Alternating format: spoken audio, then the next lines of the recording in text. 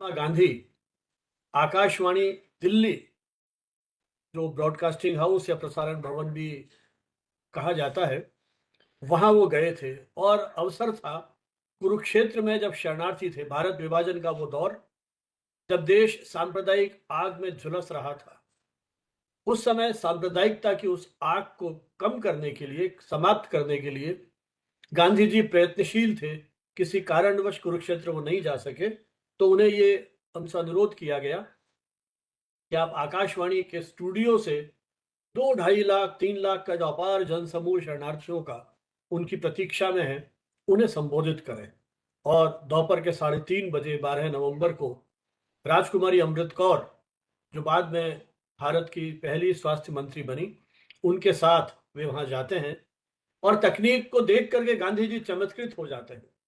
आज भी मैंने कई बार महसूस किया है, जो हमारे विद्यार्थी आकाशवाणी के स्टूडियो में जाते हैं, तो उन्हें एक आश्चर्य मिश्रित अनुभूति होती है कि कैसे ये सारी रिकॉर्डिंग और प्रसारण हो रहा है।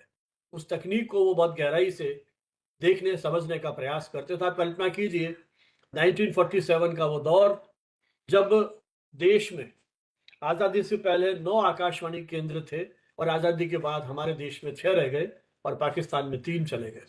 तो एक तरह से ब्रॉडकास्टिंग की शुरुआत थी।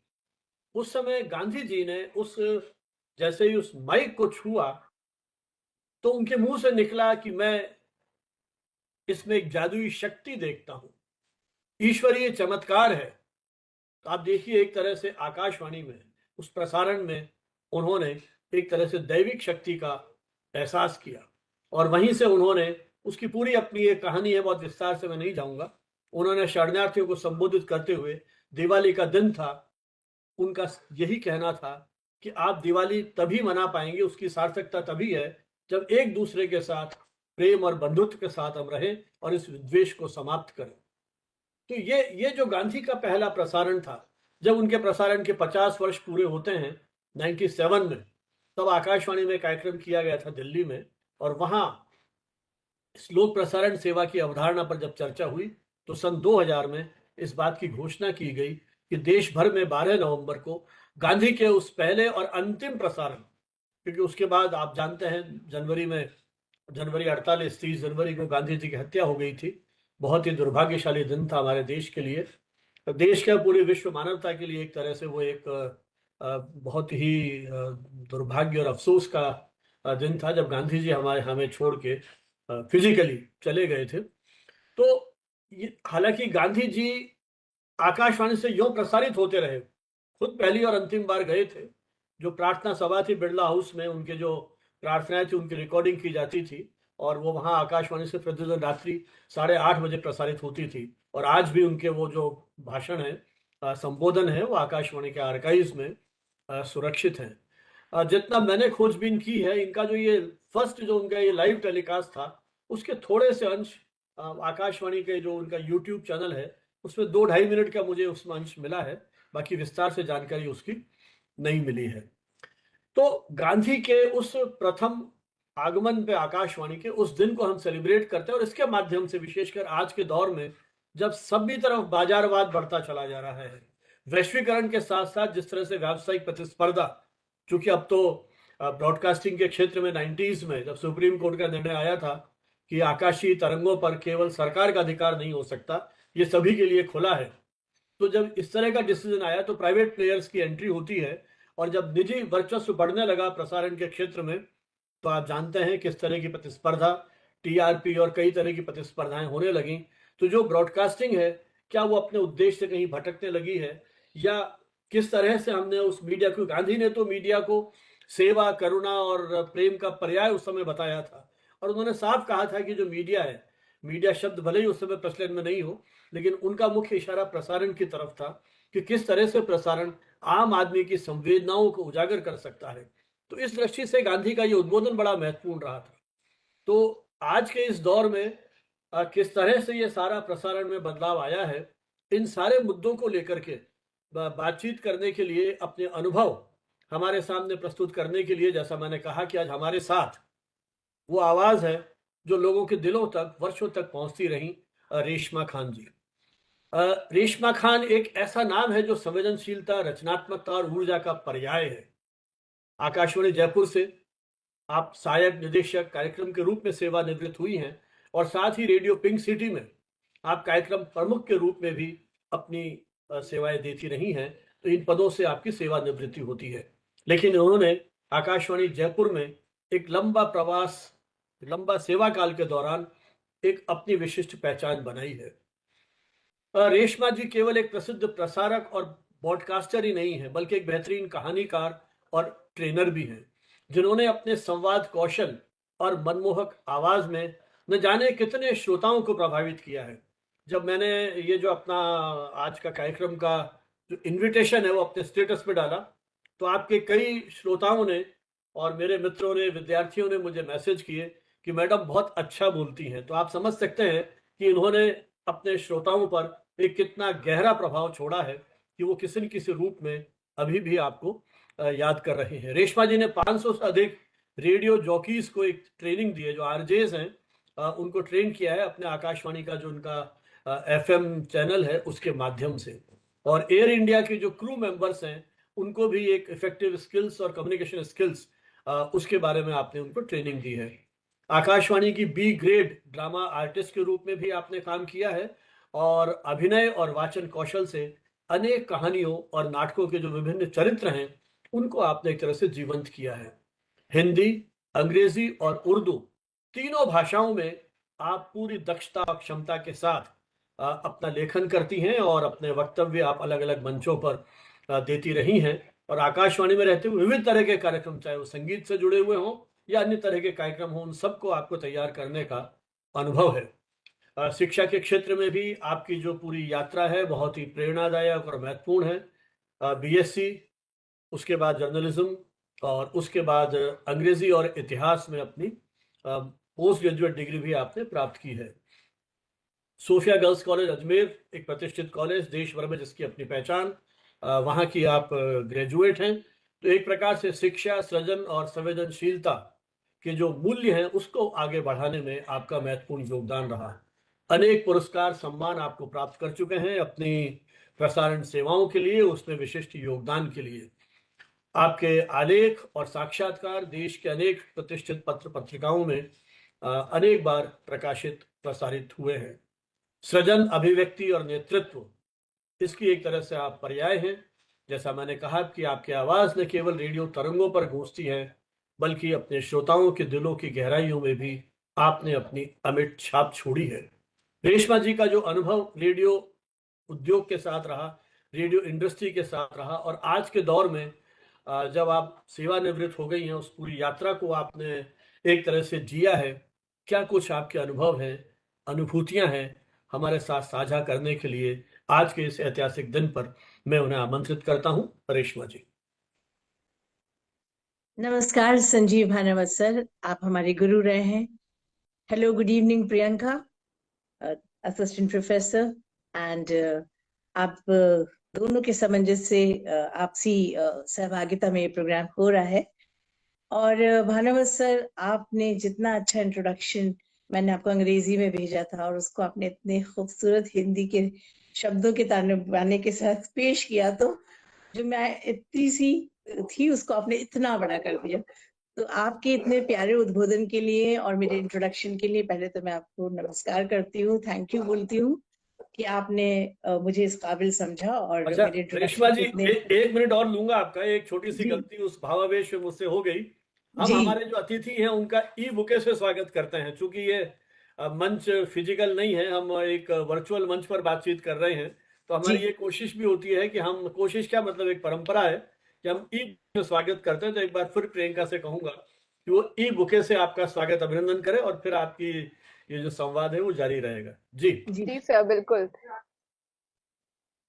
यस प्रियंका। हाँ, Ma'am, एक this is second. just an honor of respect and gratitude from our side, from BVI CAM and Communication today. We are very grateful to have you on this platform, and it's our pleasure that we are listening you on this topic with your beautiful voice. Thank you. Most welcome, ma'am. Thank you so much. Thank you so much for the floral welcome. फूल तो जब भी आसपास होते हैं और सामने खिलते देखते हैं तो हमें प्रसन्न कर जाते हैं और हमें अच्छा बोलने के लिए प्रेरित करते हैं। दरअसल हम उस उस गुलशन के गुल हैं जहाँ पर प्रसारण के गुल खिलते आए हैं।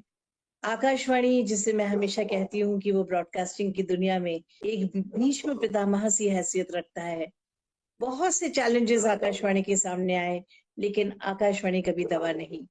तो जब आप यात्रा की बात करते हैं भानुवत सर, तो 1988 में एक 22 साल की बहुत कच्ची लड़की ने आकाशवाणी के गेट में जब एंट्री ली, तो उसने सोचा नहीं था कभी कि वो संसार, वो रेडियो जिसे सुनते सुनते वो खुद बड़ी हुई है, जहां पर उसने सारे समाचार वाचकों के नाम कंठस्थ याद कर रखे थे, जहां पर उसने सभी आकाशवाणी के ड्रामा आर्टिस्ट के नाम कंठस्थ याद रखे थे, जिसने उनको सुना, उनकी आवाजों को अपने अंदर तक जिया पिया, वो जब आकाशवाणी में एंट्री लेती है, तो यूं मान लीजिए कि उसके सपनों को पंख लग जाते हैं।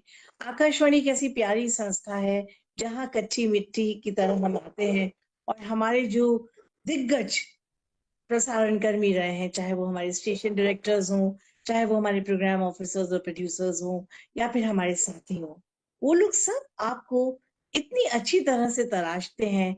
आपके उच्चारण, आपकी प्रसारण की किस तरह की अभिव्यक्ति आप कर रहे हैं, उसमें कहाँ कहाँ आप गलत हैं, कहाँ आपका मॉड्यूलेशन सही नहीं बैठ रहा, ऐसे जाने अनजाने नुक्ता चुनी करते करते मैं कब एक ठीक ठाक प्रसारक बन गई, इसकी कल्पना तो मुझे भी नहीं है।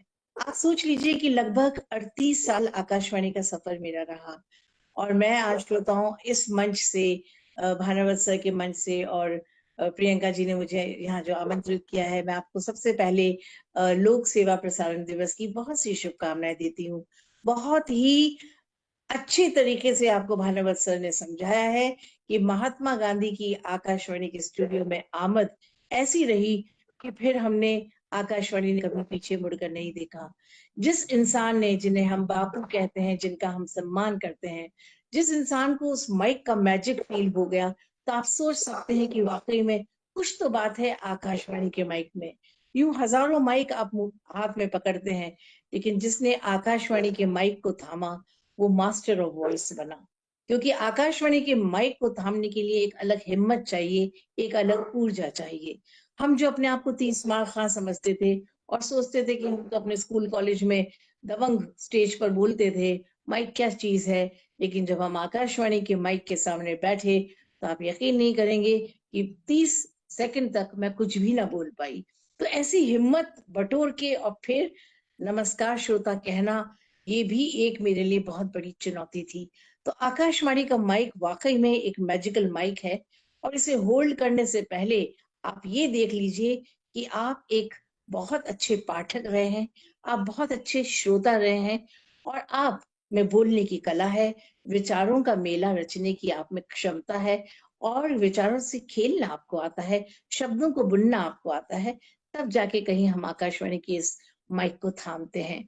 हालांकि ट्रांसमिशन एग्जीक्यूटिव थी, हमारा काम more of listening of radio programs और उनकी ग्रेडिंग करना था, लेकिन चूंकि आवाज ठीक थी, तो हमारे स्टेशन डायरेक्टर ने हमारा ऑडिशन लेकर हमें प्रोग्राम्स के लिए सबसे पहला मेरा प्रोग्राम युवाणी प्रेजेंटेशन रहा। युवाणी की सिग्नेचर ट्यून ऐसी थी कि 5 बजे बजती थी, पूरे भारत का यूथ टुन टुन शुरू हो जाता था कि युवाणी मतलब उनका खुद का प्रोग्राम। तो ऐसा प्रोग्राम जो इतना पॉपुलर था, वो मुझे दिया गया प्रेजेंटेशन के लिए, तो एक बहुत बड़ा चैलेंज था।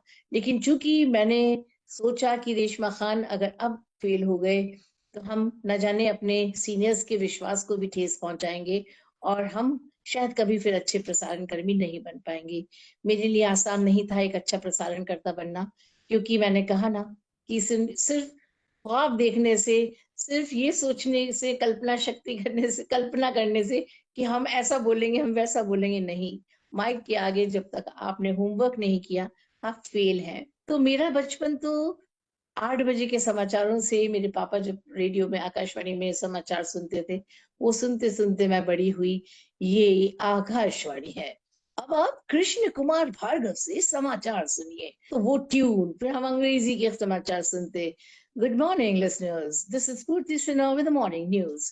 तो वो जो उनकी टोन थी, वो जो उनका मॉड्यूलेशन था, वो तब से ही हमारे मानस पटल पर छाने लगा था।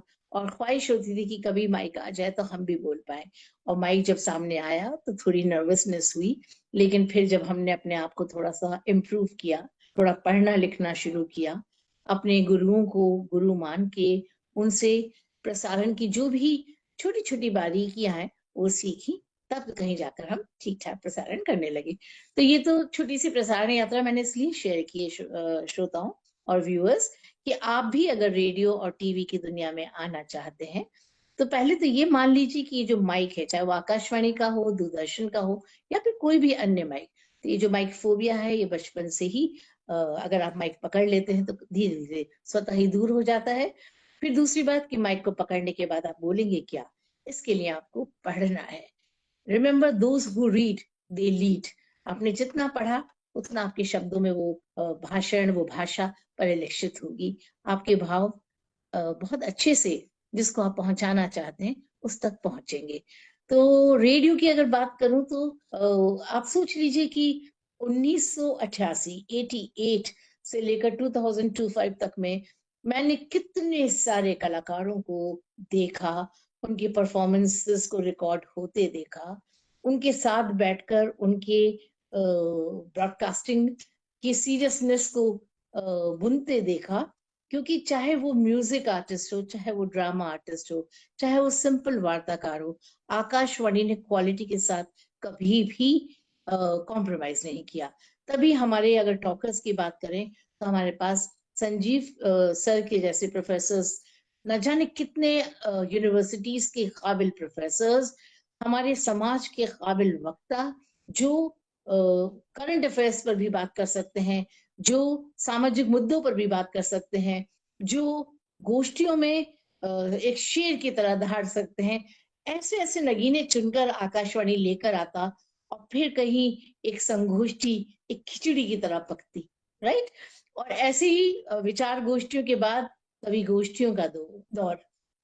देखिए, कवि मन है बहुत भागता है, लेकिन मैंने आकाशवाणी में एक बात नोट की, भानुवर सर आप भी सुनिएगा, कि जब लेडीज, खासकर मुझे महिला जगत प्रोग्राम दिया गया और मैंने ऑब्जर्व किया कि जो लेडीज अब 40 साल की हो गई हैं और 55 साल के बीच की उनकी उम्र है, ऐसी बहुत सी महिलाओं ने हमसे संपर्क किया कि मैडम हम बहुत अच्छा लिख रहे हैं लेकिन हमारे पास कोई मंच नहीं है, तो आकाशवाणी में आप हमें मौका दीजिए। तो मुझे प्रसन्नता इस बात की है कि हम लोग प्रोग्राम एग्जीक्यूटिव्स को ये सिखाया जाता है कि अगर हमारे पास कोई टॉकर चल कर आ रहा है या फोन पर कह रहा है कि उसे आकाशवाणी आना है, तो हमें हर हाल में उसे आकाशवाणी का वार्ताकार बना लेना चाहिए। अगर उसमें कहीं कोई कमी है तो हमें समय रहते उसको समझा देना चाहिए, जिससे कि वो इम्प्रूव करे अपनी स्पीकिंग स्किल्स को और फिर आकाशवाणी में वार्ताकार के रूप में आने लगे। तो ऐसी बहुत सी कवित्रियां जन्म लेने लगी जब हमने महिला जगत में कलम में है दम करके एक सेगमेंट चलाया, जिसमें महिलाओं ने अपनी कलम चलाई। और वो कौन सा सामाजिक मुद्दा ना रहा होगा, वो कौन सी दिशा या दशा नहीं रही होगी जिस पर महिलाओं ने मंथन, मनन और चिंतन ना किया हो। बहुत खुशी होती है। और आप यकीन नहीं मानेंगी, आती तो वो आकाशवाणी थी, लेकिन वो इतना सज के संवर के इतनी खुश होकर आती थी, क्योंकि एक तो आकाशवाणी जयपुर की ज्योग्राफी बहुत ब्यूटीफुल है, पर्यावरण बहुत खूबसूरत है, वहां पे वैसे ही मयूर है और उनको देखकर यूं ही वार्ताकारों का मन मयूर नाच उठता है। तो आप सोच सकते हैं कि जहां एक तरफ मयूर नाच रहे हैं, वहां दूसरी ओर स्टूडियो में 8 से 10 कवित्रियां अपनी कविताओं को प्रस्तुत कर रही हैं। उसके बाद फोटोग्राफी हो रही है। आकाशवाणी के लोगों के साथ फोटो खिंचवाने का जो क्रेज मैंने इन 5-6 सालों में देखा, ऐसा कभी नहीं देखा, क्योंकि पहले सोशल मीडिया पे हम लोग नहीं थे। आकाशवाणी अपनी पब्लिसिटी बहुत कम करता है, क्योंकि ऐसा मानता है आकाशवाणी, यहाँ तक कि वो दैनिक समाचार पत्रों पर भी अपनी पब्लिसिटी के लिए निर्भर नहीं था।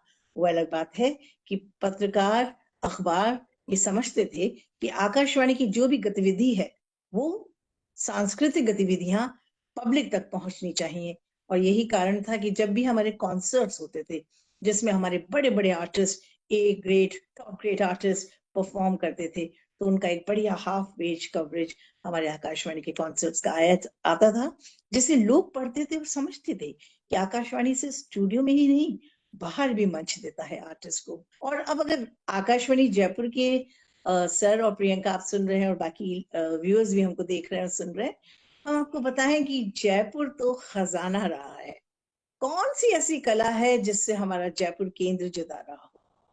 संगीत के एक से बढ़कर एक, और सबसे ज्यादा तो अभी बात कर सकती हूँ मैं हमारे पद्म विभूषण पंडित विश्व मोहन भट्ट साहिब की, और हमारे निसार हुसैन साहिब तबला वादक, जफर मोहम्मद हमारे टॉप ग्रेड आर्टिस्ट, और न जाने कितने अच्छे अच्छे संगीत रचनाकार जिनमें हमारे रमन शर्मा, आलोक भट्ट, दीपक माथुर, और ये सिलसिला है जो चलता ही जा रहा है। हम कैजुअल बेसिस पे भी कॉम्पोजिशंस के लिए आमंत्रित करते हैं कंपोजर्स को, वो भी एक से एक धुन बनाते हैं, गीत को अमर कर देते हैं। और हमारे गीत का क्या कहने, मुझे तो लगता है कि भानुवत सर, आपकी फैमिली में से भी कभी ना कभी किसी ने आकाशवाणी के लिए गीत जरूर लिखा होगा। एक राम राजस्थानी जी, वेद व्यास जी, और न जाने कितने असंख्य गीतकार आकाशवाणी से जुड़े। उन्होंने ऐसे सुंदर सुंदर गीत बुने, और हमारे आर्टिस्ट ने जो स्वर परीक्षित हैं, जिन्होंने आकाशवाणी से ऑडिशन देकर बी हाई ए टॉप ग्रेड हासिल किया है, उनके स्वरों में वो गीत बुने गए जो अमर हो गए। तो आकाशवाणी का जब चैलेंज की बात करते हैं, बहुत से लोग पूछते हैं कि आपके इतने, अब तो सोशल मीडिया भी आ गया, तो आपका आकाशवाणी को कौन सुन रहा है? तो मैं उन सब के लिए हमेशा एक ही जवाब देती हूँ कि जो ट्रेंड सेटर होता है, जो लॉन्चिंग पैड होता है, उसे कभी भी वार्ताकार, संगीतकार या अन्य कोई कलाकार भूलता नहीं। जहां से उसे पहचान मिली, आप देख लीजिए, सारे नामित बड़े बड़े शायर, बड़े बड़े कवि, बड़े बड़े कलाकार, सबकी शुरुआत आकाशवाणी से हुई। और वही एक कारण है कि आज भी वो आकाशवाणी को सरस्वती के मंदिर जैसा मानते हैं। और जब भी आकाशवाणी उन्हें बुलाता है, वो पहले आकाशवाणी को प्रेफरेंस देते हैं और अपने 2-2, 5-5, 10-10 लाख के प्रोग्राम्स को कुर्बान कर देते हैं। तो ये आकाशवाणी ने जो सांस्कृतिक मूल्यों को संवार कर रखा है, हमारी भारत की संस्कृति को अपने प्रसारण के माध्यम से जोड़ कर रखा है, ऐसा काम कोई अन्य चैनल शायद कर नहीं पाएगा। ये एक दिन में नहीं हुआ है। आकाशवाणी 2026 जून में अब अपने 90 साल मुकम्मल कर लेगा। तो जिस संस्था का 90वें साल चल रहा है, आप सोच सकते हैं कि 90 साल में कितनी क्राउनिंग ग्लोरीज आकाशवाणी के हिस्से में आई होंगी। तो हम तो यादों के सहारे ही अपने 38 साल जी गए। हम जब आए तो हमें बताया गया हमसे पहले कितने शायर आए, कितने कवि आए, कितने चले गए, और अब कितने आएंगे, कितने छाएंगे। तो ये करते करते हमने हमारा सफर भी पूरा किया। और आज भी अगर मैं कहूँ, प्रसार भारती आ गया है, टेक्निकली हम लोग बहुत साउंड हो गए हैं। थोड़ा सा कंटेंट पर ध्यान देने की जरूरत है, क्योंकि जो कंटेंट प्रोडक्शन प्रोग्राम सेक्शन करता था, वो अब विदरिंग स्टाफ हो रहा है, संख्या कम हो रही है। तो वो जो विजन एक प्रोग्राम एग्जीक्यूटिव डेवलप करता था, एक डॉक्यूमेंट्री बनाने के लिए, एक ड्रामा प्रोड्यूस करने के लिए, यहाँ तक कि आप तो मानिए कि टॉपिक क्या रहेगा, इसमें भी सृजनशीलता थी। हम ऐसे ही नहीं कर देते थे कि आइए दीपावली का महत्व पर वार्ता सुनते हैं। हमारी उस एक लाइनर वार्ता के शीर्षक में भी कुछ मर्म होता था, कुछ ऐसा होता था कि श्रोता सुनने पर मजबूर हो जाता है। ऐसे ऐसे टाइटल्स आकाशवाणी ने अपने प्रोग्राम्स को दिए: सोपान, खुला आकाश, युववाणी, महिला जगत, गुलिस्तां। और गुलिस्तां की जो सिग्नेचर ट्यून है, हर गुल में खिलते हैं गुलिस्तां, खुशबू मजहब के, हर मजहब के, इस सिग्नेचर ट्यून को लिखा था शास्त्री जी ने, जो हमारे प्रसिद्ध पंडित शास्त्री जी रहे, जो कुछ दिन पहले हमें छोड़कर गए। तो आप सोच सकते हैं कि कौन कौन लोग क्या क्या लिख रहे थे। हमारी जितनी भी सिग्नेचर ट्यून्स हैं आकाशवाणी की, उन्हें इतना बढ़िया लिखा गया है, इतना बढ़िया कंपोज किया गया है। और सिग्नेचर ट्यून ऑफ आकाशवाणी तो हर दिल अजीज न जाने कब से, और उसका प्रोडक्शन कैसे हुआ, कैसे वो बनी धुन, उसकी एक लंबी हिस्ट्री है। और हमारे वो जो जर्मनी के कलाकार थे, कॉफमैन, और हमारे भारतीय जो कंपोजर्स थे, उन्होंने मिलकर इसको बुना। तो फिर बिस्मिल्लाह खान की मंगल ध्वनि, सुबह सुबह आप बिस्मिल्लाह खान की मंगल ध्वनि सुन ले, इससे ज्यादा मेरे लिए कुछ और बड़ी बात हो ही नहीं सकती थी। सुबह हम आंखें मलते और अपने आप को ये कहते हुए कि मॉर्निंग ड्यूटी में जाना है, चलो भाई रेशमा खान चलते हैं, और उन शिफ्ट की गाड़ियों में हम 5-5, 6-6 लत के शिफ्ट ड्यूटी पे पहुंचते। और जैसे ही वो मंगल ध्वनि बजती 5:55 पर, हमारे आकाशवाणी के एक से एक बेताज बादशाह, जिनकी आवाज ऐसी कि सुनो तो आपके सिरन आ जाए, आपके गूज बम्स आ जाए, ऐसी आवाज, ऐसी उद्घोषणाएं वो हमें सुनने को मिली। तो जब वो बोलते थे ये आकाशवाणी है, ये आकाशवाणी का जयपुर अजमेर केंद्र है, लीजिए सुनिए मंगल ध्वनि। और मंगल ध्वनि जब बजती तो दिल के तार, मन के तार, सब आप ये समझ लीजिए कि हम तरंगों से भर जाते। और फिर पूरा प्रसारण कैसे चलता, इतना अच्छा हम बुनते। तो आज अगर मैं कहूँ प्रोफेसर भानुवत, प्रियंका और बाकी हमारे व्यूअर्स को, कि अगर आज रेशमा खान बोल पा रही है, कुछ भी दो शब्द बुन पा रही है, तो इसमें आकाशवाणी का बहुत योगदान है। इसीलिए मैं लिसनर्स आपको कहना चाहूंगी, व्यूअर्स, कि आकाशवाणी का नाता ना छोड़िए। हमारे एफएम चैनल्स भी अभी भी इस बात की कोशिश कर रहे हैं कि आपको एंटरटेनमेंट भी मिले, इंफॉर्मेशन भी मिले, क्योंकि बिना सूचना के सिर्फ एंटरटेनमेंट का प्रसारण आकाशवाणी का औचित्य नहीं। और ये तो पब्लिक सर्विस ब्रॉडकास्टर का रूप है ना। तो पब्लिक सर्विस में हम जन जन तक सरकार की योजनाओं को पहुंचाते हैं। आपको तो पता ही नहीं है कि सरकार ने कितनी बड़ी बड़ी योजनाएं शुरू की हैं। आपको कौन सी योजना का कैसे लाभ लेना है, आकाशवाणी सुनिए, आपको सब पता चलेगा। फिर आपको ये भी नहीं पता कि हर महीने बहुत से भारतीय ये जान लें कि हर महीने, हर अंतिम इतवार को हमारे प्रधानमंत्री माननीय नरेंद्र मोदी जी हमारे देश को उद्बोधन करते हैं, मन की बात उनके साथ करते हैं। बताइए, जिस प्रधानमंत्री ने आकाशवाणी को इस प्यारे से प्रोग्राम के लिए चुना, तो क्यों चुना होगा? क्योंकि मोदी जी जानते हैं कि ये वो तरंगे हैं जो गरीब के दिल तक पहुंचती हैं। मोदी जी जानते हैं कि ये वो तरंगे हैं जो किसान के कानों तक पहुंचती हैं। मोदी जी ये भी जानते हैं कि वो जो बोलेंगे वो हर जना सुनेगा, आम भी सुनेगा, खास भी सुनेगा। और मुझे तो कभी कभी लगता है, मेरी मुलाकात तो नहीं हुई हमारे माननीय मोदी जी से, एक तमन्ना है दिल में, कभी मुलाकात जरूर करूंगी। लेकिन मुझे लगता है कि मोदी जी ने भी आकाशवाणी को बचपन से खूब सुना होगा, शायद तभी वो उसकी नस को पहचानते हैं और अपनी मन की बात इतनी सुंदर तरीके से पेश करते हैं कि हम कितने 100 का आंकड़ा तो हम कब कई पार कर चुके, कितने एपिसोड्स हम मनमोहन सिंह जी के, ओ सॉरी, प्रधानमंत्री जी के हमने पूरे कर लिए, नरेंद्र मोदी जी के।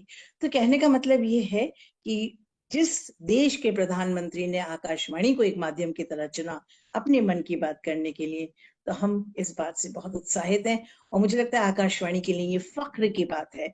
और तभी से आप ये मानिए कि आकाशवाणी ने अपनी क्रेडिबिलिटी फिर से अर्न की। कहीं भीड़ में ऐसा लग रहा था कि आकाशवाणी सिर्फ एंटरटेनमेंट की वजह से कहीं खो ना जाए, क्योंकि इंफॉर्मेशन भी मिल रही है, लेकिन लिसनर्स हैं, उन्हें क्या चाहिए, क्या चॉइस है उनकी।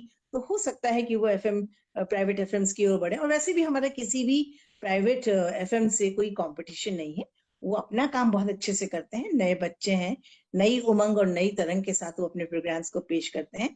मैं भी उन चैनल्स को सुनती हूँ, मुझे पसंद आते हैं, फॉर अ चेंज वो बहुत अच्छे हैं। लेकिन हम कोई मुकाबला या कोई कंपटीशन या तुलना आकाशवाणी से किसी चैनल की कर नहीं सकते, क्योंकि आकाशवाणी का अगर आप इंफ्रास्ट्रक्चर देखें, कभी आप और कहीं नहीं तो आकाशवाणी जयपुर के कैंपस में पधारिए और फिर परमिशन लेके आप हमारे स्टूडियोज को देखिए। कितने बड़े बड़े स्टूडियोज, और हर स्टूडियो की दरो दीवार से प्रसारण की जो सुर है वो टपक रहे हैं।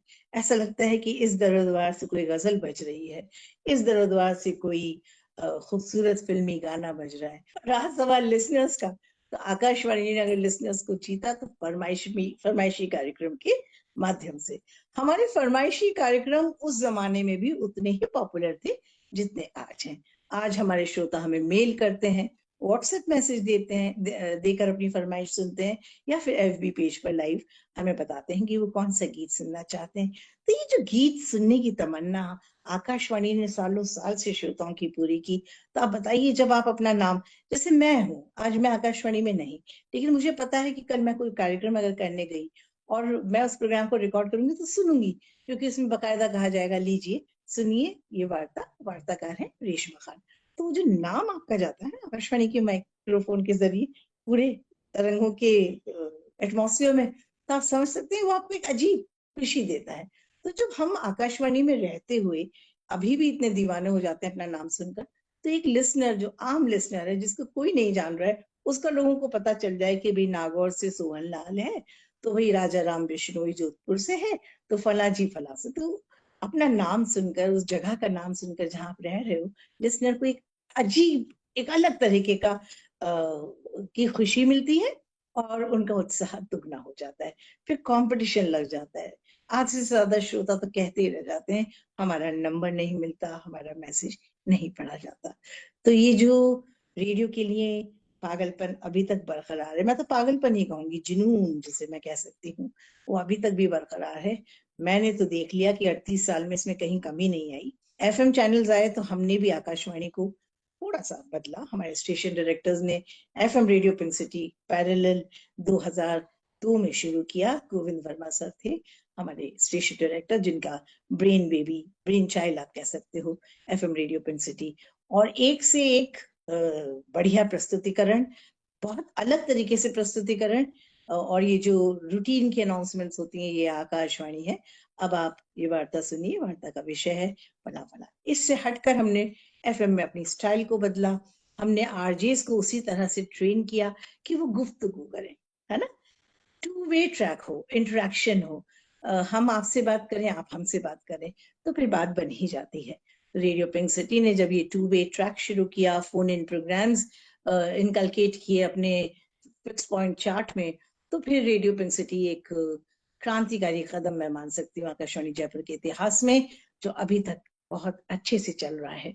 फिर हमारा आकाशवाणी जयपुर जब एफएम चैनल पर आ गया, और एफएम चैनल पर लोग गाड़ियों में भी हमारे प्रसारण को सुनने लगे, तब उन्हें पता चला कि अरे, आकाशवाणी तो कितने तरीके के प्रोग्राम कर रहा है। ये राजस्थानी में भी बात करता है, ये संस्कृत में भी बात करता है, ये हिंदी में भी बात करता है, इंग्लिश में भी करता है, उर्दू में भी करता है और सिंधी में भी करता है। 6 भाषाओं का प्रसारण आकाशवाणी जयपुर से, और 23 भाषाओं का प्रसारण पूरे भारत में आकाशवाणी के माध्यम से होता है। तो जहां 6 रंगी भाषाओं में प्रसारण हो रहा हो, ये बात सिर्फ अभी मैं आकाशवाणी जयपुर की कर रही हूँ, क्योंकि मैंने यही रची बसी जिया है आकाशवाणी को।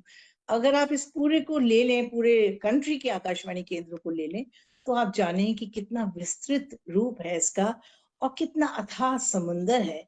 जहां पर कहीं साउथ में अलग तरीके के संगीत, वहां की शैली प्रसारित हो रही है, उनका क्लासिकल म्यूजिक का अंदाज किस तरह का है, द्रविड़ म्यूजिक भी आ रहा है। इधर आप आ जाइए तो हरियाणा में आ जाइए, इधर आ जाइए तो भोजपुरी भी आपको सुनने को मिलेगा। तो भाई, इतनी भाषाओं में गीत, इतनी भाषाओं में प्रसारण, और कौन कर सकता है? ये करिश्मा है। और इसकी जो, इसके पीछे जो विजन रहा होगा हमारे उस जमाने के प्रोग्रामर्स, हमारे स्टेशन डायरेक्टर्स, जो जो मामूली नहीं थे। मतलब मुझे लगता है they were all an institution in their selves.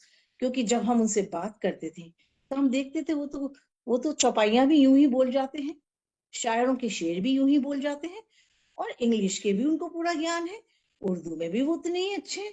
तो इतनी सारी भाषाओं पे उनकी पकड़, और उतने ही अच्छे उनके विचार, उतनी ही अच्छे उनके कार्यक्रमों का निर्माण करने की शक्ति, और हमें बताने और समझाने की क्षमता, कि हम सुनते थे उनको कि वो कैसा प्रोग्राम चाहते हैं। फिर हम अपनी चार लगा के एक प्रोग्राम बनाते, फिर उसे सुना जाता, फिर उसको ओके किया जाता, तब कहीं जाके वो एयर पर जाता। बहुत से प्रसारण कर्मियों ने आकाशवाणी में नेशनल इंटरनेशनल लेवल के प्राइजेस जीते। मेरे झोली में तो एक आध सर्टिफिकेट ही आया, लेकिन बहुत से ऐसे प्रसारण करता रहे जिन्होंने आकाशवाणी जयपुर को अमर बना दिया। एक से एक बेहतरीन नाटक आकाशवाणी के। और आप सोचिए कि जो, जैसे रेशमा खान जो बचपन से रेडियो सुन रही थी, विविध भारती सुन रही थी, और वो सुन रही है हवा महल, और हवा महल में हम सुन रहे हैं कि इसकी जो स्क्रिप्ट राइटर है वो है मुमताज शकीब, मोहम्मद अली जैदी। फिर वही रेशमा जब आकाशवाणी जयपुर में आती है और सामने देखती है मोहम्मद अली जैदी साहब जा रहे हैं रिकॉर्डिंग के लिए, तो मुमताज शकीब साहब मुशायरे की रिकॉर्डिंग के लिए शायरों को अंदर ले जा रहे हैं। तो मुझे लगा, अरे मैं कहाँ आ गई, जिन लोगों को मैं सुनती थी, जिनके नाम सुनती थी। फिर एक दिन कुछ महीने के बाद इकराम राजस्थानी साहब उदयपुर से पोस्टिंग होके जयपुर आए, तो मुझे सबने कहा, इकराम राजस्थानी को जानती हो रेशमा? मैंने कहा हाँ हाँ, क्यों नहीं जानती, उनके नाटक, उनके गीत सब मैं सुनती हूँ। तो बोले आइए मिलाते हैं, तो मुझे अंदर स्टूडियो में उनसे मिलाया गया। और ऐसे ऐसे प्रसारण कर्मियों को, जिनका अपना नाम मकाम अब तक भी, जिनका सिक्का चल रहा है, हम कैसे भूल सकते हैं? और ये सब हमारे रेडियो गुरु रहे हैं, जिन्होंने हमें प्रसारण, हम देखते हैं कि उनके अंदर कैसी विटी माइंडेडनेस है, कैसी हाजिर जवाबी है, वो कैसे मेटाफोर्स को यूज करते हैं, कैसे वो तुरंत कविता बुन लेते हैं, तुरंत हर बात पे वो शायरी ले आते हैं। ऐसी काबिलियत रखने वाले ऑफिसर्स हमने देखे। फिर आप यकीन नहीं करेंगे कि ड्यूटी रूम में बेसिक काम ड्यूटी ऑफिसर का ये भी होता था कि जब कलाकार रिकॉर्डिंग करवा के आएंगे तो ड्यूटी रूम में हम ड्यूटी ऑफिसर्स उनको चेक देंगे। तो हम उस टाइम सोशल मीडिया नहीं था, नहीं तो आज सैकड़ों कलाकारों के साथ मेरा भी फोटो होता, चाहे वो कमला केसवानी रही हो, घनश्याम वासवानी जी रहे हो, चाहे वो अल्लाह जलाई बाई रही हो, लक्ष्मी कुमारी चिड़ावत रही हूँ, प्रोफेसर रमेश अरोड़ा तो अभी भी हयात है, उनसे तो हमारा मिलना होता है। असंख्य टॉकर्स, और जिसमें पूरी भानवत फैमिली को भी हमने राजेंद्र भानवत सर के साथ एक स्पेशल सीरियल किया था, क्योंकि वो बहुत सीनियर ऑफिसर थे शिक्षा विभाग में। हमने रोशनी करके एक सीरियल, मतलब आकाशवाणी ने अपने तार हर विभाग से जुड़े हुए थे। और लोक प्रसारक के रूप में क्या, किस तरह का लोक प्रसारण किया जाए कि पब्लिक सीधे बेनिफिट हो। तो रोशनी का थीम भी शिक्षा था, है ना, घर घर में उजियारा लाना है, किसका, शिक्षा का। तो जहां आकाशवाणी शिक्षा के क्षेत्र में, हेल्थ कितना इंपॉर्टेंट है, अगर स्वास्थ्य है तो जहां है, आकाशवाणी एक बहुत महत्वपूर्ण रोल अदा करता है हेल्थ के प्रोग्राम्स। और जब से हमने ये फोन इन प्रोग्राम शुरू किया हेलो डॉक्टर, तो भाई वो हेलो और वो टेलीफोन की घंटी अब तो ट्रिन ट्रिन नहीं होती है, लाइट जलती बुझती है। तो आप सोचिए कि वो कभी थमती नहीं। इतने सारे गूगल आ गए, इतने सारे तरीके आ गए, लेकिन अभी भी आकाशवाणी में फोन आना बंद नहीं हुआ। अभी भी हमारा श्रोता तो डॉक्टर साहब से सीधी बात करके अपनी जो भी गुत्थी है स्वास्थ्य संबंधी उसे सुलझाता है। तो स्वास्थ्य हो गई, शिक्षा हो गया, मनोरंजन हो गया, गांव गांव ढाड़ी ढाड़ी किसानों के program, live programs, phone in programs, जिसमें किसान कृषक जगत के एक्सपर्ट्स हमारे स्टूडियो में आते हैं, और कौन सा बीज अच्छा है, कौन सी खाद अच्छी है। तो आप ये सुनिए, आप ये समझ लीजिए कि मैं जब ड्यूटी ऑफिसर थी तो मैंने हर तरह के प्रोग्राम सुने, क्योंकि मैं दूरदर्शन में भी आलती पालती मार के मम्मी हमें कालीन पे बिठा देती थी कि अब तुम 1-2 घंटे दूरदर्शन देखो। तो हम वो खेती बाड़ी का प्रोग्राम भी देखते थे, और हम चित्रहार भी देखते थे, और हम सब सीरियल्स भी देखते थे। दूरदर्शन ने हमें हिंदी बोलना सिखाया, भाषा सिखाई, इमोशन सिखाए, क्योंकि दूरदर्शन के सीरियल्स उस जमाने बहुत अच्छे होते थे। और वही सब हमको कनेक्ट करता था आकाशवाणी से। बस चूंकि वहां पे विजन व्यू कर सकते थे, इसलिए उससे थोड़ा ज्यादा लगाव होने लगा दूरदर्शन से। लेकिन जब आकाशवाणी आए तो बताइए, जहाँ कोई दिखता ही नहीं है, सिर्फ अपनी आवाज से वो कैसे श्रोताओं तक पहुंच जाता है ना एक करिश्मा। तो अगर आप भी रेडियो में फ्यूचर बनाना चाहते हैं दोस्तों, कुछ पब्लिक के लिए करना चाहते हैं, कम्युनिटी सर्विस करना चाहते हैं, तो आकाशवाणी से आप अपना नाता जरूर जोड़िए, क्योंकि आकाशवाणी आपको देता है भरपूर भरपूर मौका अपनी स्किल्स को ब्रश अप करने के लिए, अपनी स्किल्स को निखार कर पब्लिक स्पीकर बनने के लिए। तो बहुत से रास्ते हैं। प्रसार भारती कंटिन्यूअसली, अब तो ज्यादातर जो भर्तियां हो रही हैं वो कॉन्ट्रैक्ट बेसिस पे हो रही हैं।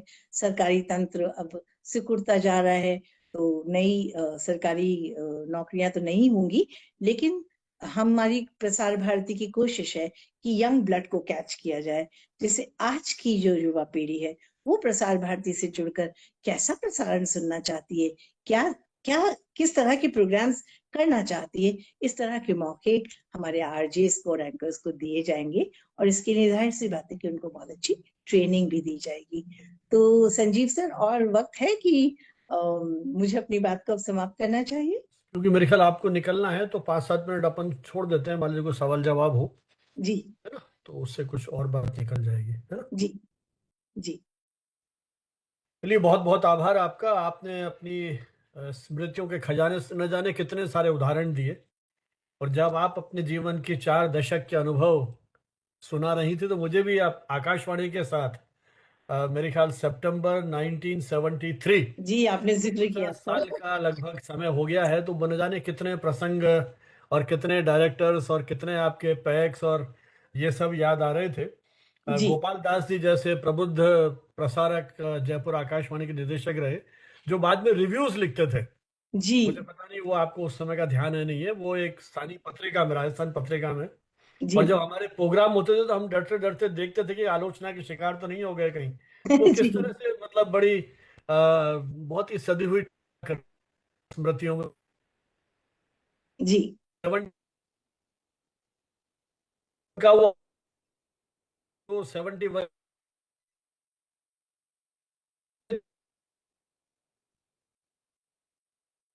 सूरमा आज भी जी मतलब जिसको आप स्टॉक जी कैरेक्टर्स जी जिसको आप कहते हैं ना, आपने शायद जिक्र भी किया था स्टॉक कैरेक्टर्स जी का।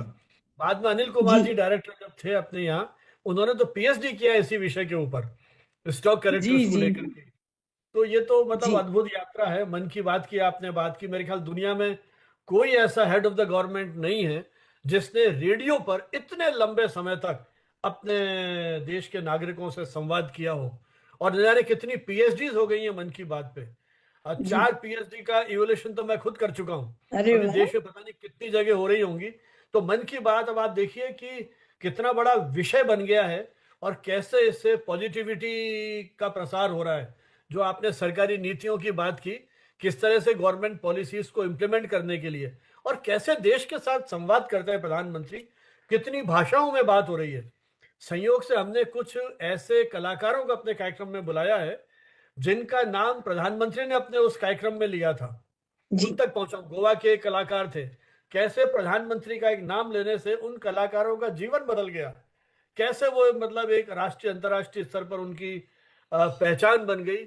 न जाने कितनी स्मृतियां हैं। आपने कहा कि आकाशवाणी अब सोशल मीडिया पर है, मैं तो वो दौर भी देखा है जब आकाशवाणी में घुसते ही कैमरे पर प्रतिबंध लगा दिया जाता था जी कि आप फोटो नहीं खींच सकते, जी ऑफिशियल सीक्रेट एक्ट के तहत जी प्रतिबंधित है।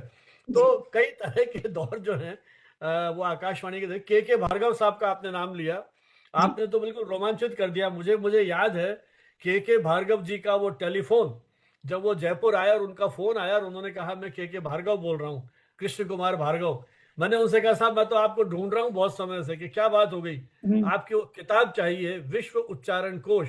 जी आप देखिए आकाशवाणी के समाचार वाचकों की साधना का स्तर, जो आपने कहा ना कि मॉड्यूलेशन और उच्चारण आकाशवाणी ने सिखाया, उसका उदाहरण दे रहा हूं आपको कि के भार्गव ने विदेशी नामों का उच्चारण किस तरह से किया जाता है। जी वो एम्बेसी टू एम्बेसी गए और उन उच्चारणों को समझा और अपनी पुस्तक विश्व उच्चारण कोश में उन्होंने उसको लिपिबद्ध किया। जी तो नंद किशोर जी त्रिखा एक पुराने पत्रकार थे नवभारत टाइम्स के, उस समय वो अब दुर्भाग्य से हमारे बीच में नहीं है, लखनऊ नवभारत टाइम्स के एडिटर थे।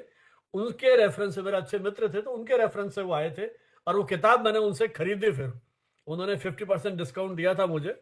तो आप देखिए किस तरह, न जाने कितने उदाहरण हैं आकाशवाणी के जीवन में। और आपने आर्काइव्स की बात की आकाशवाणी के, मेरे ख्याल दुनिया का सबसे दुर्लभ संग्रहालय यदि कहीं है तो वो आकाशवाणी है। देश के कितने साहित्यकारों की आवाज आप आकाशवाणी के संग्रहालय में सुन सकते हैं, उनके उस संग्रह में है। तो ये तो अपने आप में एक अद्भुत खजाना है। और किस तरह से आपने नए कलाकारों को इसके माध्यम से एक तरह से तैयार किया है, वो यात्रा भी अपने आप में रोमांचित है। क्योंकि ये मेरा सौभाग्य है कि जैसा आपने कहा युवाणी से आपने अपने करियर की शुरुआत की और मैंने भी युवाणी के माध्यम से आकाशवाणी के साथ अपने उस जुड़ाव मैंने की भी सर, शुरुआत की मैंने भी। है। तुलसी अच्छा, हाँ वही कह प्रियंका रहा ने हूँ भी हमारे। की अब तो दुर्भाग्य से आकाशवाणी शायद आधे घंटे, ये युवाणी आधे घंटे का ही हो गया। अब तो जी लोग, जी जी युवा जी पीढ़ी जानती नहीं है। वो 1 घंटा जो उस समय आता था आकाशवाणी के युवाणी का, वो अपने आप में देश भर में उसकी पहचान थी। गीतों भरी कहानी और पता नहीं क्या क्या उस समय कार्यक्रमों का रेवन्यू। जी और एक बात करके और बात समाप्त करूंगा। देखिए आपने शब्दों की बात कही थी कि आकाशवाणी ने हमको हिंदी सिखाई, दूरदर्शन ने हिंदी सिखाई। मुझे याद है मैं शायद उस 73 के पहले जब आकाशवाणी गया था तो एक कार्यक्रम आता था किलकारी बच्चों के लिए। अब आप किलकारी शब्द में देखिए कितना लालित्य छिपा हुआ है। किलकारी, उन नव दंपतियों से पूछिए जिनके घर में किसी बच्चे ने किलकारी मारी हो। तो जी ऐसे जी ऐसे नाम जो थे आकाशवाणी के, उनके जी साथ एक सहज रूप से जुड़ाव हो जाता था। तो जी है ना। फिर बाद में मुकुल, पता नहीं आजकल है कि नहीं है मुकुल जी कार्यक्रम, है है ना, अब 2:15 बानवाड़ी के बजे रूप में जाते हैं रात जी को सुबह आता था वो। जी और हवा महल तो चिरंजीत के नाटक, आपने न जाने कितने नाटककारों के नाम लिए। इकराम राजस्थानी जी का आपने नाम लिया, उनसे तो हमारा इतना गहरा जुड़ाव है। और अभी उन्होंने वंदे मातरम का राजस्थानी में अनुवाद किया। जी जी ख्याल ये भी अपने आप में एक अद्भुत है।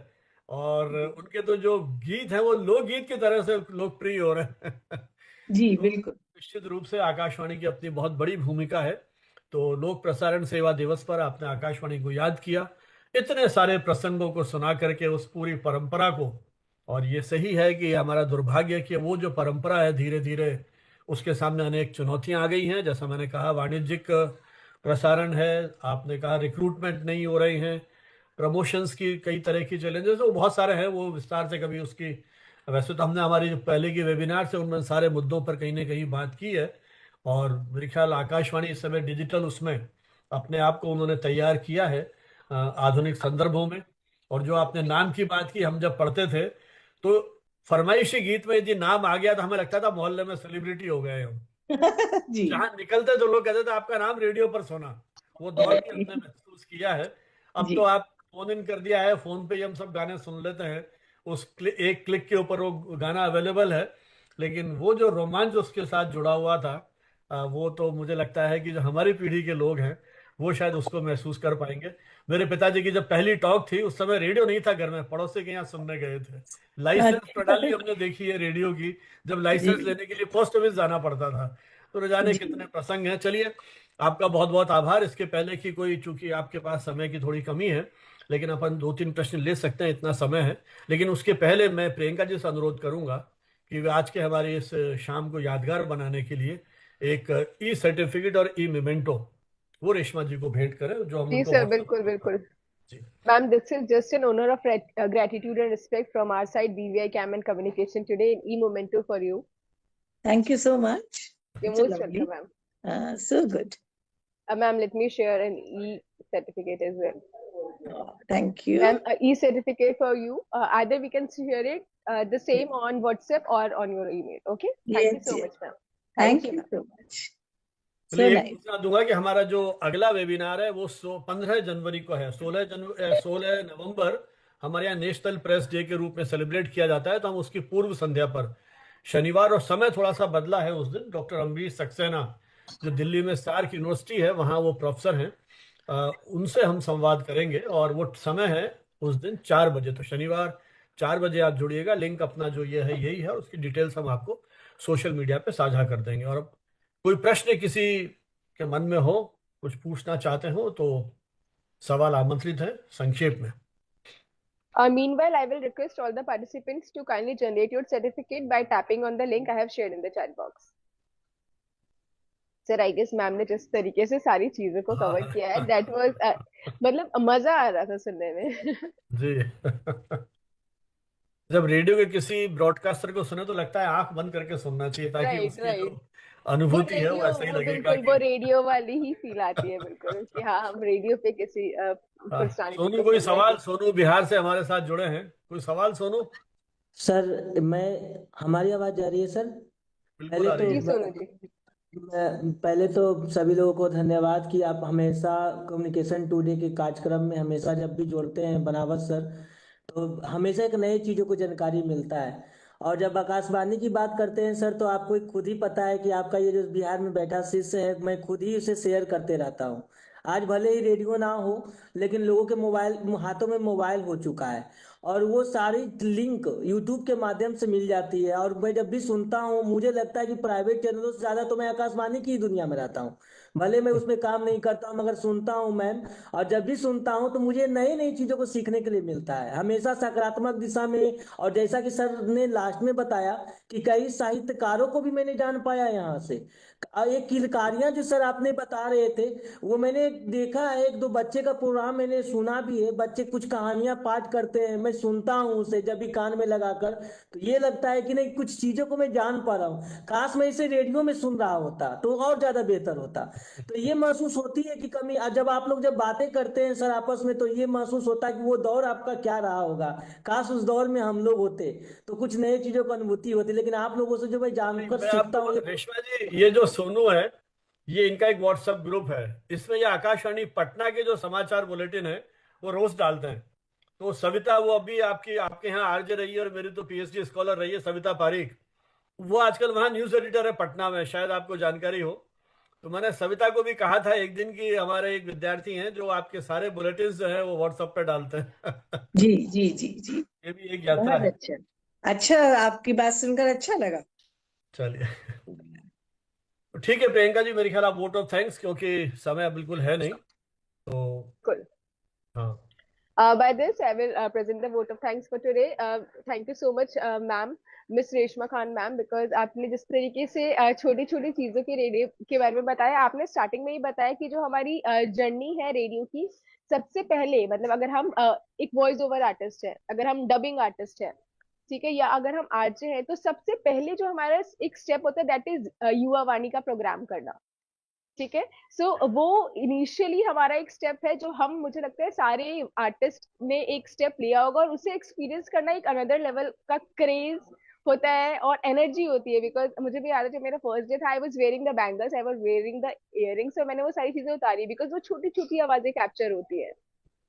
ठीक है, सॉन्ग सेट करना, वो नर्वसनेस, वो सारी चीजों को आप एक ही शॉट में, मुझे ऐसा लगता है आप ओवरकम करते हो, और आपने के अंदर वो पॉजिटिविटी आती है, वो कॉन्फिडेंस आता है कि आप किस तरीके से और बेटर और बेटर और बेटर कर सकते हो। तो उन चीजों के बारे में बताया आपने। आपने बताया कि किस तरीके से जो एक ब्रॉडकास्टिंग है वो हमारे कल्चर को, वो हमारे ट्रेडिशन को एक प्लेटफॉर्म देता है।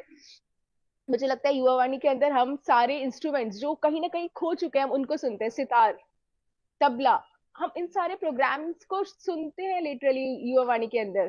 तो इन सारे ट्रेडिशन को, हमारे फोक कल्चर के प्रोग्राम्स को सुनते हैं। हमारी, आपने जिक्र किया कि हम डिफरेंट लैंग्वेजेस को युवा वाणी के थ्रू सुन सकते हैं, और कहीं ना कहीं युवा वाणी ने मतलब हमारे पीएम ने भी आकाशवाणी को चूज किया अपने मन की बात के लिए। तो ये बताता है कि युवा वाणी कितना बड़ा एक टारगेट ऑडियंस कवर करता है। तो उस चीज से हमें ये भी इंफॉर्मेशन मिलती है। आपने ये भी जिक्र किया कि जिस तरीके से पब्लिक ब्रॉडकास्टिंग अपना एक रोल प्ले करता है।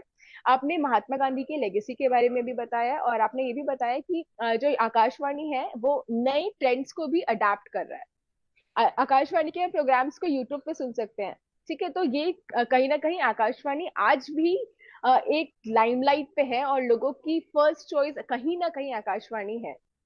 अपार्ट फ्रॉम इट, आपने बताया कि जो लैंग्वेज को लेकर हम बहुत सारे प्रोग्राम्स करते हैं, तो आकाशवाणी ने भी हर रीजनल लैंग्वेज को जिंदा करके रखा है, और बहुत सारे डिफरेंट लैंग्वेजेस पे, अप्रोक्सीमेटली आई गेस 60 लैंग्वेजेस पे आकाशवाणी प्रोग्राम्स करता है। तो ये सारी चीजों के बारे में आपने बताया। आपने छोटी छोटी स्टोरीज भी शेयर की, वो एक और लाइवलीनेस लेकर आ रहा था हमारे प्रोग्राम में। I will also given great thanks to Amin Huda sir, director BVI CAM, and Banawat sir, because इन दोनों की वजह से ही आज हम आप लोगों को सुन पा रहे हैं। ये एक पिलर्स की तरह है हमारे वेबिनार के लिए, और सपोर्ट सिस्टम है जो जिनकी वजह से हम आपको और सारे पार्टिसिपेंट्स को कनेक्ट कर पा रहे हैं। I will also thank all the participants who have been gathered in this platform through by connecting with our webinar media series. So I'll thank each and every candidate, the backend team, Jayant sir, Pushpinder sir, and all of them. Thank you so much in each and every participant who have been gathered with us. Thank you, sir. साहब, हमारी ओर से भी बहुत बहुत धन्यवाद। रेशमा जी ने समय निकाला और आकाशवाणी की उन पुरानी स्मृतियों से हमें मिलवाया। एक बार पुनः इस सूचना के साथ कि अगली वेबिनार 184th वेबिनार शाम को 4 बजे आप जुड़िएगा, और उसका विषय है upholding India's 4th pillar in the digital age. ये प्रेस काउंसिल ने इस विषय को प्रस्तावित किया है इस वर्ष की नेशनल प्रेस डे की थीम के रूप में। तो प्रोफेसर अमरीश सक्सेना, जो faculty of arts and design में है अपने सार्क यूनिवर्सिटी नई दिल्ली में, वो आपसे बातचीत करेंगे। इन्हीं शब्दों के साथ आप सभी को बहुत बहुत धन्यवाद। जय हिंद, जय भारत।